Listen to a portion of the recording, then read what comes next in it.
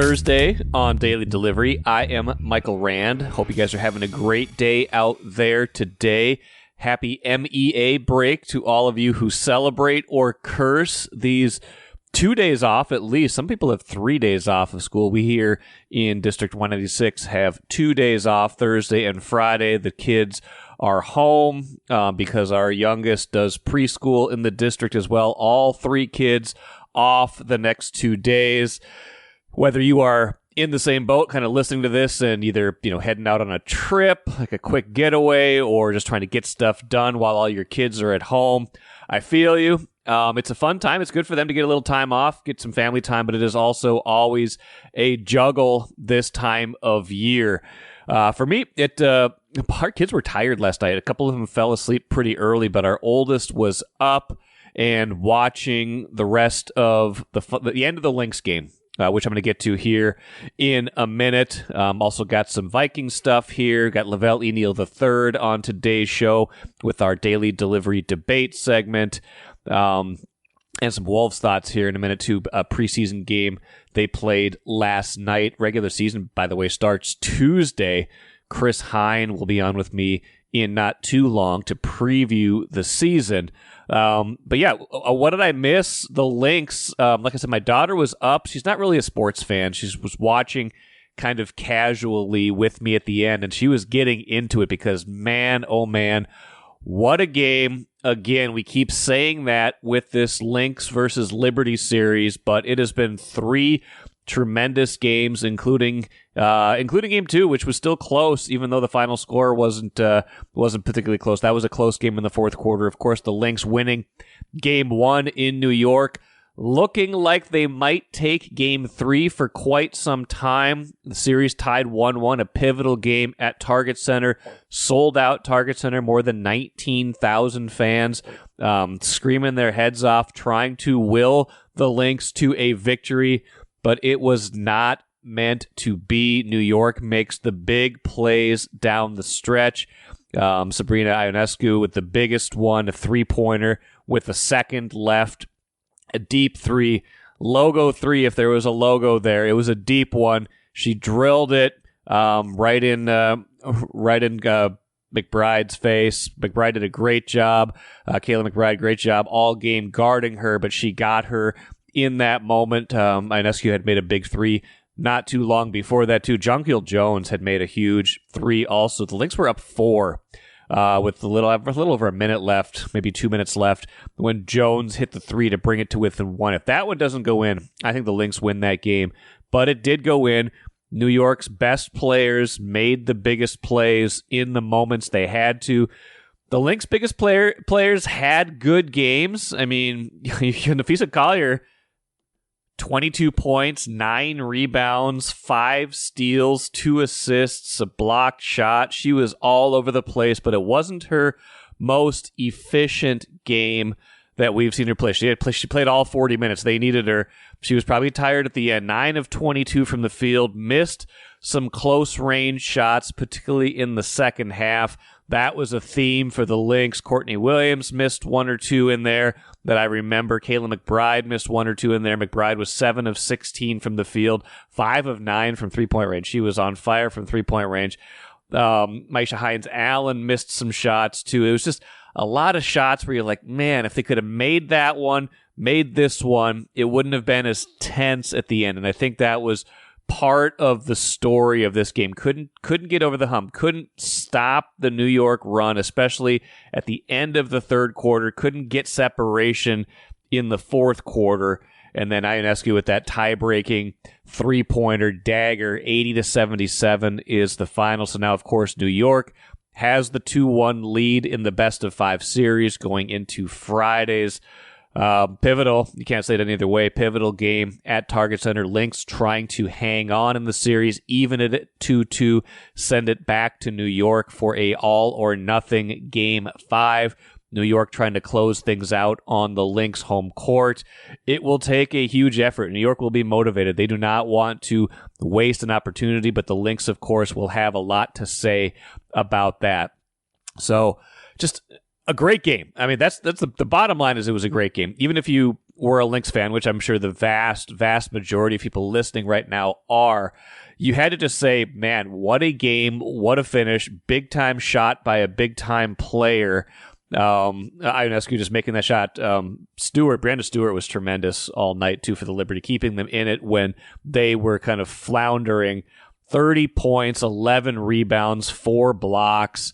She was a -2 somehow. Underrated. Plus minus can be a little bit misleading sometimes, but there was a pretty big one with the Lynx too, with Alana Smith getting hurt, not being quite herself. She only played 20 minutes. She was a +20, so they were a -23 when she was off the court. So she was a +20 in her 20 minutes, a -23 when she was not on the court. That was not the matchup they wanted. So they're going to have to watch that in Game 4, her health. But Brandon Stewart, I think, was probably the big story for New York, even though Ionescu made that big shot at the end.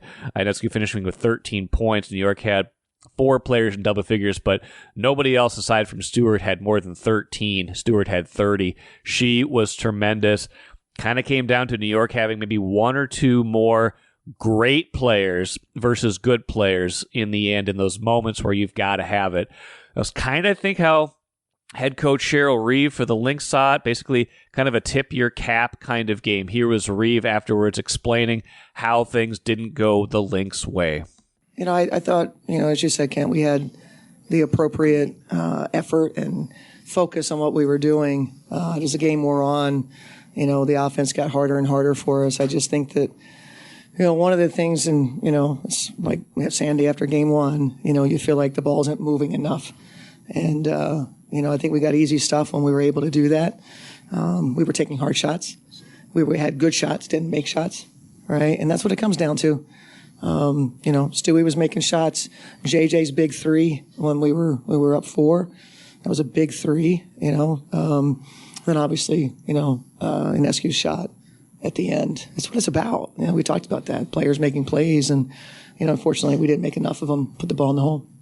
I guess if you're looking for keys to Game 4, it's get off to the same kind of start you had in Game 3, but sustain it. Sustain the energy, sustain the ball movement, sustain the momentum from the crowd. Get this thing back to New York where you already know you can win. You already know you've been competitive both in the playoffs and in the regular season. Get it to a point where anything can happen, where your grit, where your physicality can be a factor in a one-game winner-take-all scenario. You can't come out flat in Game 4. You can't expect New York to kind of be satisfied with just winning Game 3. They're going to be motivated to win Game 4. You're going to have to bring the same level of effort, but sustain it for all 4 quarters. I expect nothing less than a great game again in Game 4 on Friday. This has been a tremendous series. Nothing for the Lynx to be ashamed of at this point. Even if things don't go their way in Game 4 or eventually a Game 5, it's been a tremendous season, a tremendous series. But this thing is still right there for them. They can still win this, and it starts on Friday night. The Timberwolves played a game with far less meaning on Wednesday. They played Chicago in a preseason game. Second of a back-to-back, as it turns out, because they had to reschedule their game against Denver because of the Lynx playoff schedule. They played against Chicago. They lose 125-123. Not a lot of defense. It is the preseason. Couple of big takeaways from this game, though. Julius Randle makes his preseason debut for the Wolves, has a nice game, 15 points, 6 rebounds, 5 assists in 26 minutes. That is a good sign for them, getting him into the action. Anthony Edwards, not a great game. He shot 16 three-pointers. He just went 3 for 16 from 3. 6 of 23 overall. Not Ant's best game. They played a lot of the starters, though. Jaden McDaniels had a good game. Rudy Gobert played well. He had 13 points and 17 rebounds. So kind of getting these guys mixed in. And Josh Minot, I thought, was excellent off the bench for the Wolves. He was a plus 14. It was really the bench guys that were making a difference in kind of making that game close in the second half. So I don't know. Not a lot of takeaways from this game other than Julius Randle looked good in his preseason debut, and Josh Minot maybe taking another step towards not being a top 8 rotation player because they've got a lot of veterans. They've got a lot of guys ready, but maybe being kind of next man up, 9 through 11 spot in the rotation, a guy who is emerging, continuing to emerge after being a draft pick a few years ago. And you remember I caught up with him a few weeks ago, I guess it was, sometime in the summer, feels like, late summer, early fall, over at the Eagan Community Center. He was doing a skills clinic there. Just a good dude. I hadn't talked to him in a one-on-one setting before, and I really enjoyed that. So if there's a guy you want to pull for with the Wolves this season, a guy that, you'd like to see emerge and maybe break into that rotation if he gets a chance, Josh Minot's a good one, and he had a really good game on Wednesday night. It's daily delivery debate time. I've got Velle E. Neal III, as usual, Star Tribune columnist. Velle, how you doing? I'm doing fantastic. Hope all is well with you. It is good. A few things I want to get into. Let's jump right into it. Number one, I wrote about this the other day, and we were kind of chit-chatting about it in the office, so I thought I'd bring it online instead of just offline. Velle, question number one. Why would anybody want to buy the Minnesota Twins? We understand they're for sale. We've talked about this a couple different times. I get it that the poll ads have said they're exploring the opportunity to sell the team. Why would you want to buy this team is my question for you. Well, because I think the one thing is that people like getting into that fraternity/sorority that is a sports team owner. People are infatuated with having that title on their resume. It's a sign of achievement. It's a reflection of the career you've built up to get to the point where you could purchase such a team. And with the Twins in particular, revenue streams are going to be an issue going forward, no doubt. They're going to have to study that very hard before they make a decision on going forward in transaction. But the Twins have things going for it. They have a great stadium situation with at least that's 15 years, that has 15 years left on it. They have a above average spring training facility. They've got the structure within the organization has been built up under Derek Fowley. There's not a major financial outlay besides purchasing the team that a new owner has to come in and address. They just have to figure out if the TV deal is going to get better and if their projections are going to make this work. And once again, people are infatuated with being a sports owner. Greed, hubris,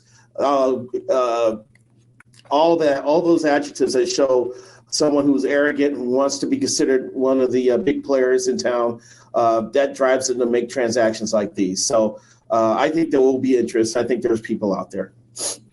I think that's the only kind of person who would be interested in this team. This does not seem like a good financial investment. Baseball doesn't seem like a good financial investment right now. I know that franchise values have gone up. I know that NBA, NFL, those franchise values are soaring right now, right? Like the Wilf family has seen a huge return on investment. Even the poll ads have seen a huge return since they bought the team 40 years ago. The Wolves have gone up by like $1 billion even since they were, even since the sale began, this long process of the sale began to take place. Feels like baseball's headed for a certain financial bubble to me, though. So you're right. I think to me, the only interested party here is someone who wants it as an ego play. And is there enough of those people out there who want the Minnesota Twins, I guess? I mean, that's a good question. I would imagine yes. In any of these groups, someone who's on the outside may have friends who are sports owners and want to just join the party. Some, like the Wilfs look at it as an investment on something larger, which is development around the property. That's the one thing that the Twins don't have going for them because of where it's located. There's no place to expand or to develop. So that is one strike against the transaction. But there are plenty of Minnesotans with wealth who would probably want to make sure the team is in good hands going forward, and maybe several people form a group or a conglomerate to take over the team. But yeah, I agree that it takes a certain person, but I think that person exists somewhere. I just don't know who the person is as of today. Maybe I'm too worried about it. I just look at it and I wonder if all these obits to the Pohlad family owning the team are premature. I just wonder if they're going to be able to sell the team. I really do when push comes to shove, because you mentioned the real estate.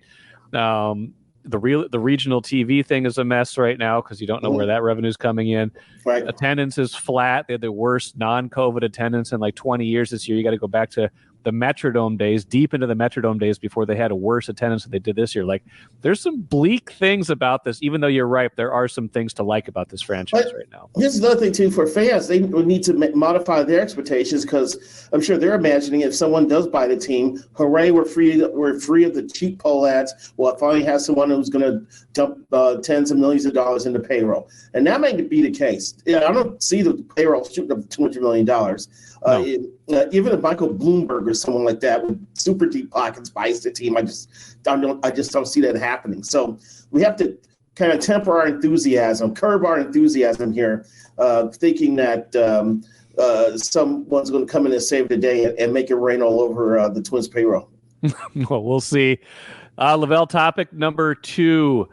Minnesota United. I don't talk enough Minnesota United on here. I get chided by my friend and Loon's writer, John Marthaler, about that. You are a soccer guy, though. I am sort of a soccer guy, too. Are we at the point now where the Loons aren't just, hey, they're going to make the playoffs? Are they a frisky, the proverbial team you don't want to play? Because they kind of feel like that to me. Well, the thing that's encouraging is that Ramsey's come in, and there's definitely a revived defensive shape. He uses wing backs when he has to. The Yeboah signing has been terrific. He's come in right away and scored goals. They are a better team than they were at the beginning of the year. And you have to give them credit for weathering a storm. That 6 or 7 week span when there were international competitions and guys were hurt, and I think they were missing like a third of their roster, and they were calling up people from the next generation or MLS 2. Yeah, yes. MLS 2 to fill out rosters. And now they look like a team that's going to be a tough out. Can they be sneaky and cause a couple upsets? I think so. I don't think they're going to go on a run to the MLS Cup, but I wouldn't be surprised if they get through at least the first round here. If they're putting themselves in a position, they don't have to worry about playing their whatever the version of their playing game is. The playing game, the wild card. I think they call it the wild card. Yeah. Oh, what a novel! What an original right. name is that called? That's called.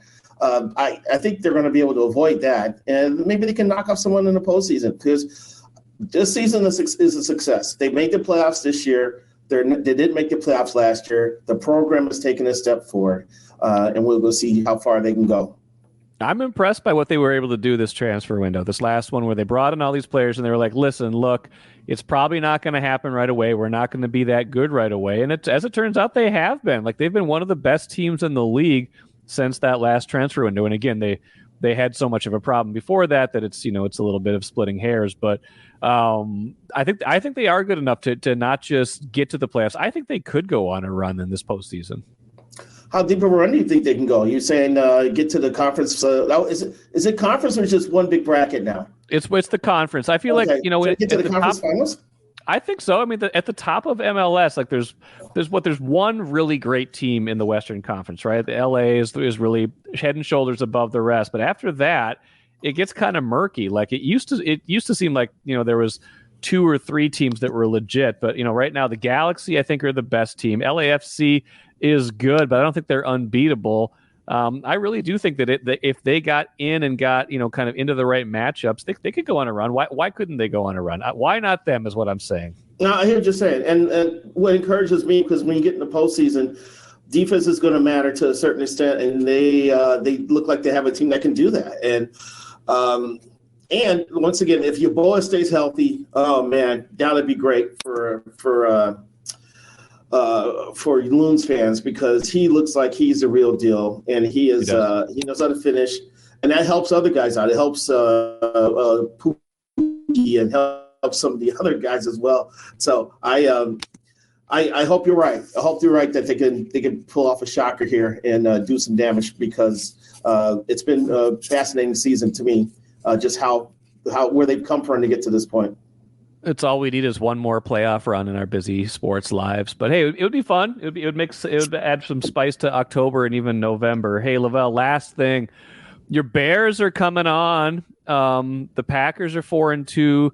4-1 Lions play the 5-0 Vikings this weekend. The top 4 point differentials in the entire NFL belong to the NFC North right now. Is this for real? Are we going to see 4 teams eventually from the NFC North in the NFC playoffs?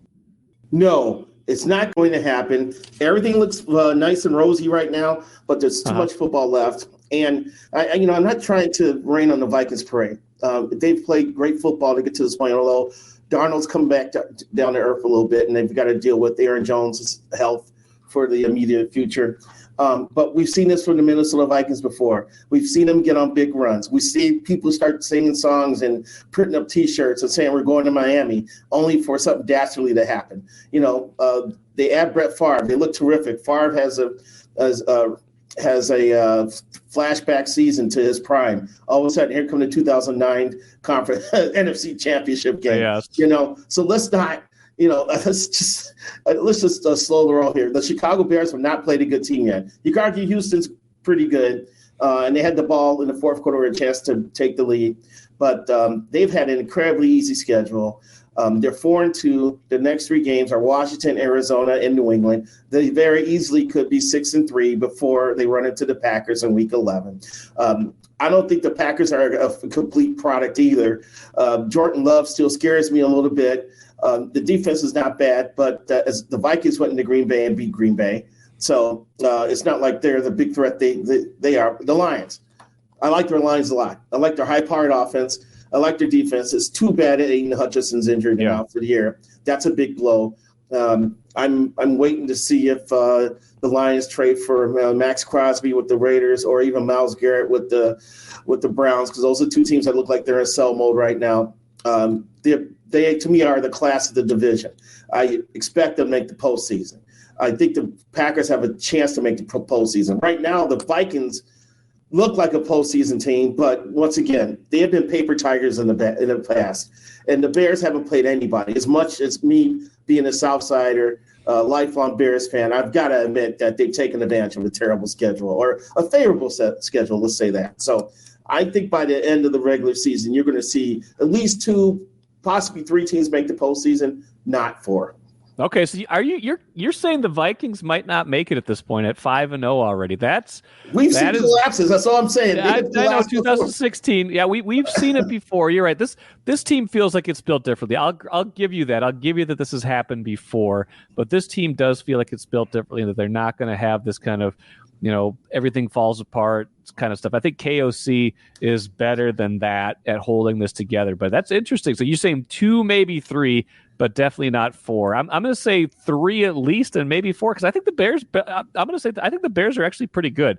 I liked them at the beginning of the year. I think they're going to use a favorable schedule to get where they're going to need to get to. And with the number of playoff teams, you got one extra playoff team. Now you got the 7 that make it. Mm-hmm. So you got the 4, the bunch of wild cards that can get in, 3 wild cards that can get in. I think there's an opportunity here, Lavelle. I think there's a chance that you could send 4 from the NFC, and I think the Vikings are a 95% shot to get there. I'm not going to say 100, because the Twins were once 95% probable for the postseason. Agreed, but once you get to 5-0, like all they have to do is be the team we thought they were going to be for the rest of the year, and they're going to win 11 games. Like that's the thing. Like once you get up to 5-0, you've bought yourself a lot of grace. So I think they're a near lock. I think Detroit is probably still the team to beat, unless the Vikings beat them this weekend. This is a big one this weekend.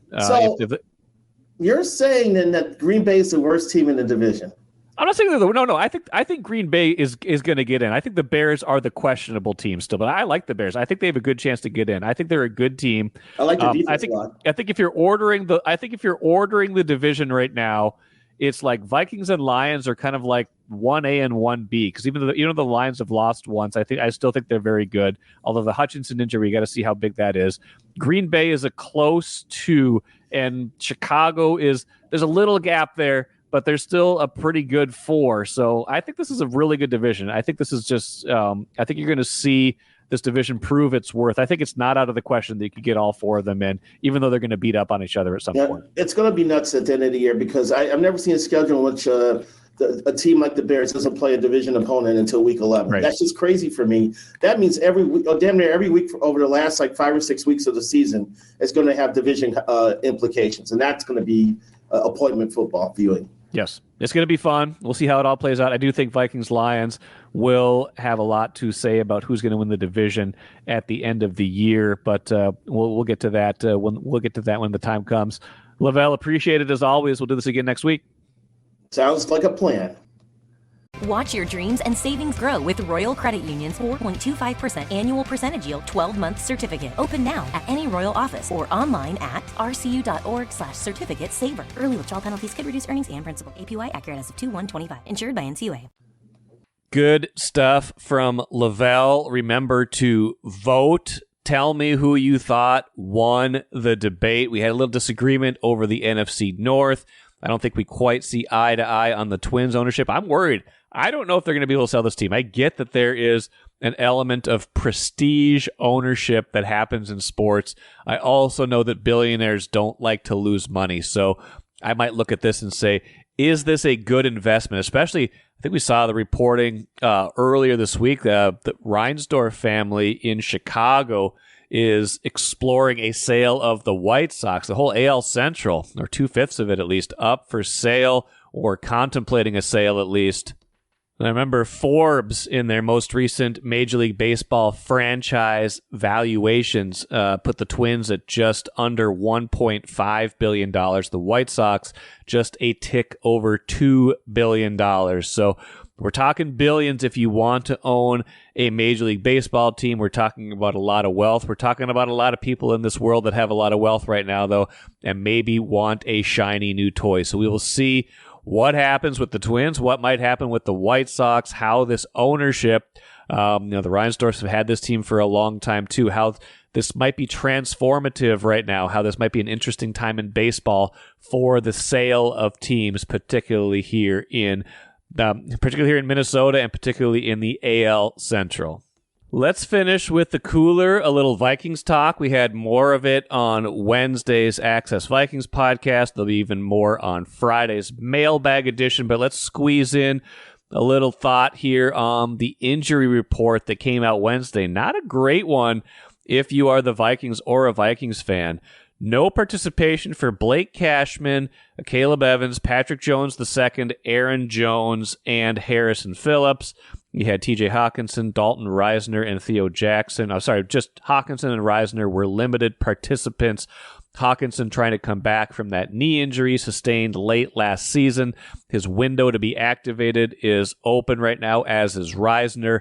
Reisner could eventually, maybe sooner rather than later, supplant Ed Ingram in the starting lineup on the offensive line. That bears watching based on his health and based on what he is able to do and get acclimated with. But it is the five guys who are inactive, especially Cashman, Jones, both Jones and Phillips, that are particularly worrisome right now. Cashman has turf toe, as first reported by our Andrew Kramer. Andrew reporting that it's unlikely Cashman plays this weekend or Thursday against the Rams.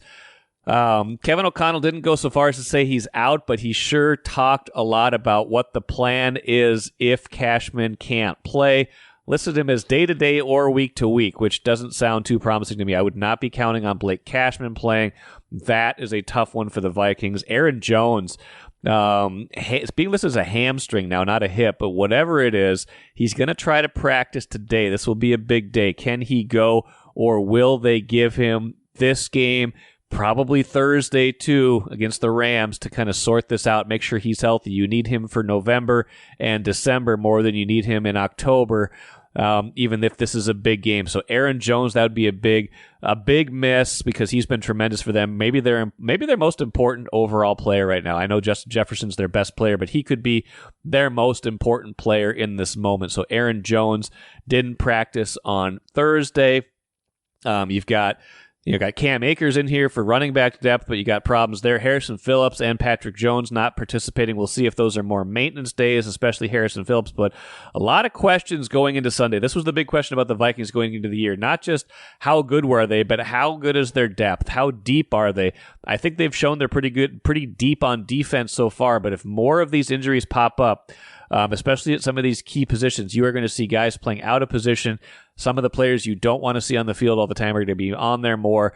Will they be able to sustain what they've been doing, especially in a key game, 5-0 Vikings against the 4-1 Lions on Sunday?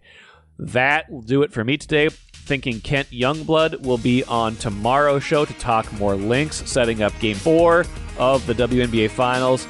Probably some fantasy football talk tomorrow as well. Until then, I am Michael Rand. Have a great rest of your Thursday. Back at it again tomorrow.